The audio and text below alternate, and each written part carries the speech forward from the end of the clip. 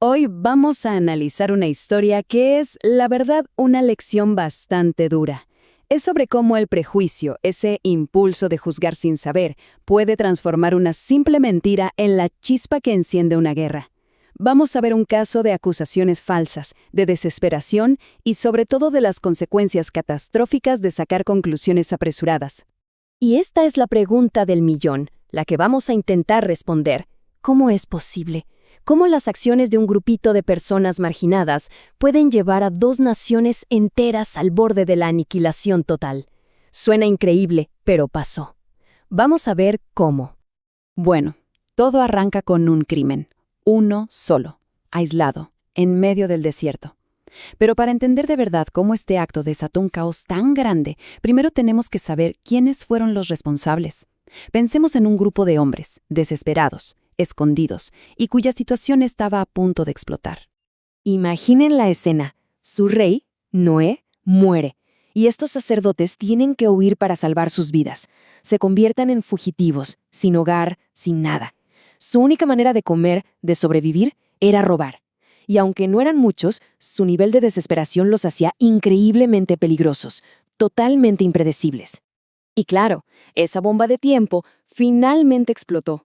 Un día, escondidos, ven a un grupo de jóvenes lamanitas bailando, solas, lejos de la seguridad de su gente. Y aquí está el punto clave. Esto no fue un impulso, no fue un arrebato. Fue calculado. Vieron la oportunidad, se sentaron a planear el ataque y lo ejecutaron. Secuestraron a varias de las mujeres y se las llevaron a la fuerza a su escondite. Y aquí, justo en este momento, es cuando un crimen que parecía personal se convierte en una catástrofe política. Esto no se iba a quedar en el desierto. Este secuestro estaba a punto de desatar una tormenta que amenazaba con arrasarlo todo. Ahora veamos la reacción, porque una cosa es el crimen y otra muy distinta es cómo se responde a él. Y aquí es donde los prejuicios, esas ideas que ya tenemos en la cabeza, toman el control total de la situación. Miren esta línea de tiempo. Es que la velocidad con que todo escala es increíble. Fíjense bien, ¿notan que falta un paso? Nadie investiga. Pasan de ¿desaparecieron? A ¿fueron ellos? Y de ahí, directo a reúnan al ejército. Es una reacción puramente emocional, nada racional, alimentada por años y años de desconfianza. Y aquí está el meollo de todo el asunto. No necesitaron pruebas. ¿Para qué? El prejuicio ya les había dado la respuesta que querían. Su conclusión no se basó en ninguna evidencia, sino en un rencor histórico. Automáticamente asumieron que sus viejos enemigos eran los culpables. Y ese es el verdadero peligro del prejuicio. Entonces, el escenario está listo para un choque brutal. Por un lado, un ejército sediento de venganza por un crimen que no sucedió como ellos creen. Y por el otro, un pueblo entero forzado a luchar por su vida, defendiéndose de una acusación que es completamente falsa. Esta comparación lo dice todo. Es la definición de injusticia. De un lado, los lamanitas, un ejército organizado, enorme y además furioso, convencido de que su causa es justa. Y del otro, la gente de Limhi, superados en número, atrapados, pero luchando con esa fuerza que solo te da la desesperación de saber que eres inocente. Pero ojo, que el pueblo de Limhi no se iba a rendir así nomás. Liderados por su rey, preparan una defensa inteligente. Usan el terreno a su favor, conocen cada valle, cada paso estrecho, y ahí emboscan al ejército invasor. Y contra todo pronóstico, logran lo imposible, detienen la invasión. Y en medio de esa batalla caótica, ocurre algo que lo cambia absolutamente todo. El rey de los lamanitas es capturado. De repente, el líder del ejército vengador es prisionero de la misma gente que vino a castigar.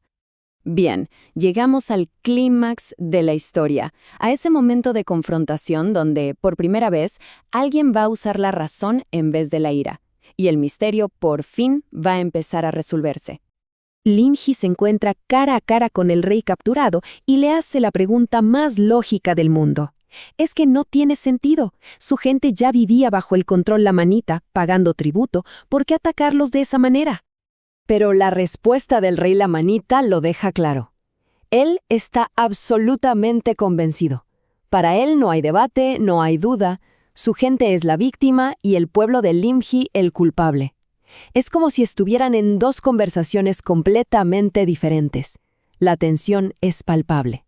Y justo cuando parece que no hay salida, que nadie va a ceder, entra en escena Gedeón. Él no es el rey, es un capitán con experiencia, y lo más importante, con una mente fría.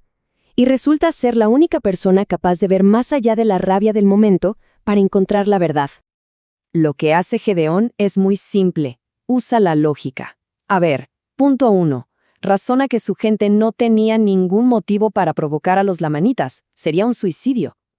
Punto 2. Se pregunta, bueno, si no fuimos nosotros, ¿quién más anda por aquí? Y ahí, bingo, conecta los puntos. El único otro grupo en la zona, desesperado y capaz de algo así, eran los sacerdotes de Noé. La conclusión es tan simple como devastadora. Toda esta guerra se basó en un error garrafal. El argumento de Gedeón cambia las reglas del juego. Así que ahora vamos a ver qué pasó justo después. Cómo esta revelación detuvo el conflicto o al menos lo puso en pausa. Y aquí pasa algo sorprendente. La lógica de Gedeón es tan clara, tan irrefutable, que el rey lamanita le cree. Se da cuenta de la terrible verdad, que llevó a su pueblo a la guerra por una simple suposición. Así que ordena a sus hombres que se detengan, y la matanza se acaba. Pero que se acabe la batalla no significa que haya una paz real. Miren la situación. El pueblo de Limji está salvo de la guerra, sí, pero no son libres. Los lamanitas se retiran humillados por su error. Y lo más importante, los verdaderos culpables siguen por ahí, sueltos. Y esto nos deja una lección clave. Si no solucionas la raíz de un problema, el conflicto nunca se va del todo. Y eso nos deja con esta pregunta final, que da un poco que pensar, ¿no? ¿Se evitó una guerra? Sí, pero ¿se resolvió el problema de fondo?